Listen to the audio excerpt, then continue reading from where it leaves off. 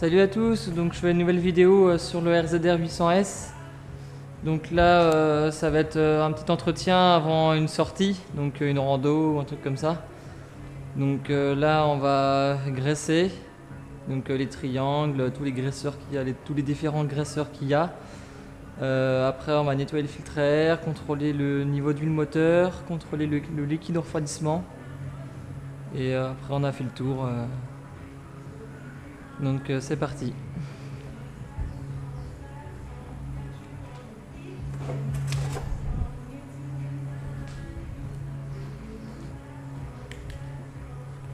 Donc en fait on a des graisseurs à différents axes, puisqu'en fait ici il y a un axe au niveau du triangle, donc ça a besoin d'être graissé assez souvent, en fait à chaque articulation. Donc là en fait on vient remplir de graisse à l'intérieur pour éviter que l'axe à l'intérieur use trop vite.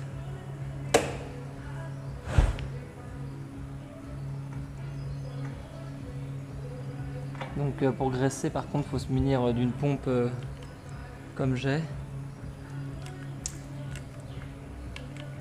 Donc un ou deux coups ça suffit souvent. Il ne contient pas beaucoup de graisse à l'intérieur.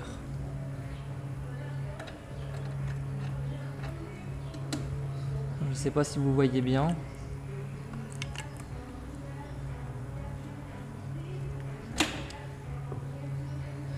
Donc pour l'arrière c'est bon.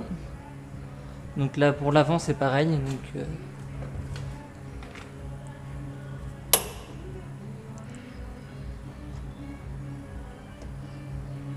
sur les buggy et sur les quads c'est pareil. Hein. C'est à chaque articulation. C'est juste qu'en fait les graisseurs sont cachés, ils sont pas au même endroit en fait.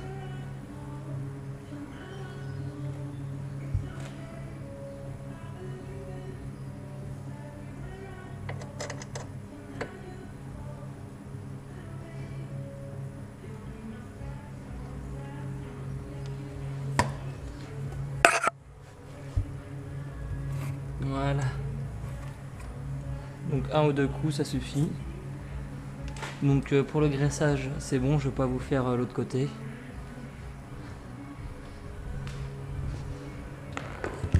Donc là on va regarder le filtre à air, parce que souvent avec la poussière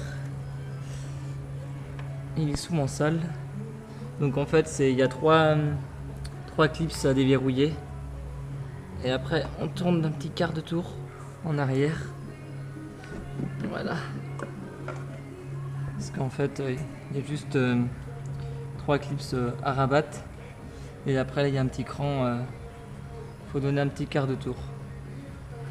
Donc déjà on voit que il y a un peu de terre. Et après le filtre à air il se trouve ici.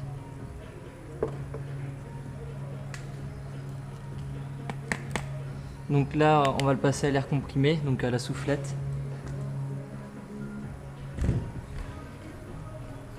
Donc ça va faire à chaque sortie, parce qu'en fait c'est un peu le poumon, du RZR.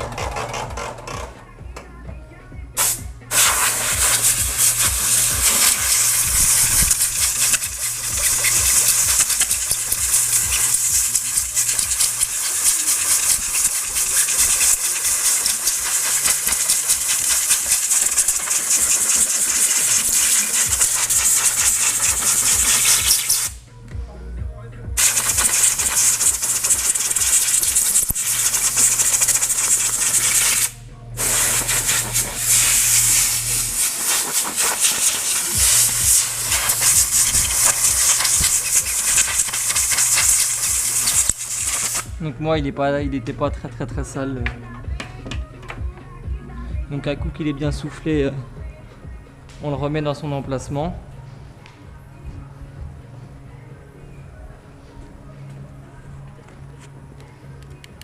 Donc on vérifie s'il n'y a pas d'huile dans la boîte à air. Donc en fait s'il y a de l'huile dans la boîte à air, c'est qu'il y a trop d'huile dans le moteur. fait, il y a un petit reniflard tout en haut. Et du coup, c'est juste pour les vapeurs d'huile, logiquement. Hop. On le renfonce bien dans son emplacement, à fond. Et après, on vient remettre le couvercle.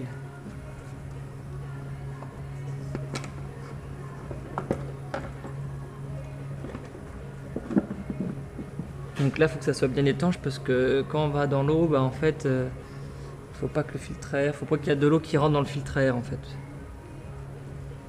Donc là, on a un petit quart de tour, on a entendu le petit cran.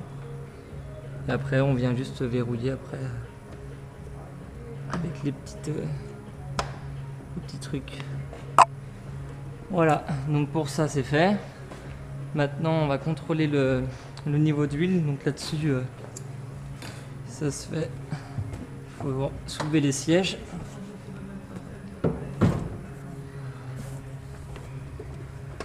Hop là.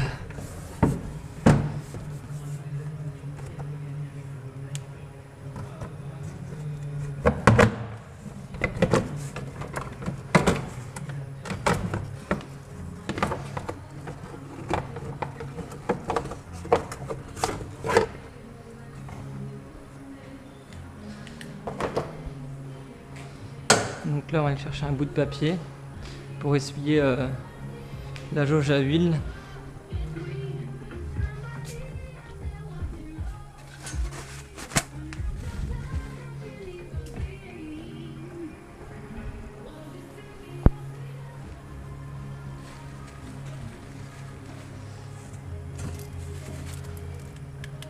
Donc la jauge à huile, donc sur le 800S, donc à se trouver ici. Donc on vient déverrouiller et après on tire. Donc on essuie d'abord. Donc faut faire ça moteur froid hein, pour contrôler le niveau d'huile. Donc après on vient replacer et on retire. Et là, le niveau d'huile, il ne doit pas dépasser le dernier trou. En fait, le niveau d'huile, il faut qu'il soit entre les deux petits trous. Il ne faut pas qu'il soit en dessous du petit trou, en fait. Il faut qu'il soit entre les deux. Voilà.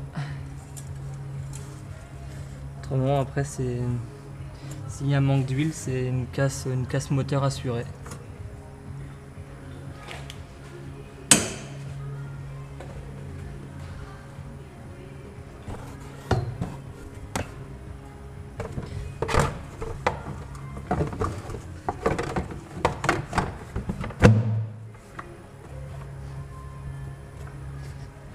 Voilà.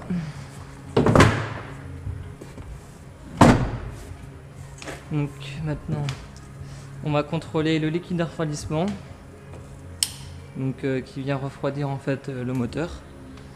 Donc là-dessus c'est simple, il y a juste à déverrouiller les deux petits leviers, enlever le capot, et en fait on vient trouver le petit réservoir, le petit vase d'expansion qui se trouve ici. Et c'est pareil, il y a un petit repère en fait maxi et mini. Donc le liquide de refroidissement, il faut qu'il soit entre le mini et le maxi. Donc si jamais ça baisse en dessous du mini, c'est que y a une fuite quelque part. Donc moi c'est au maxi, donc parfait.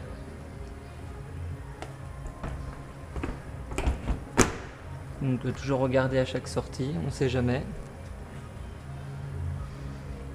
Donc voilà, c'était un petit tour avant chaque sortie. On peut vérifier aussi la pression des pneus. Donc après tout dépend du terrain. Donc si c'est un terrain humide, faut mieux les dégonfler les pneus.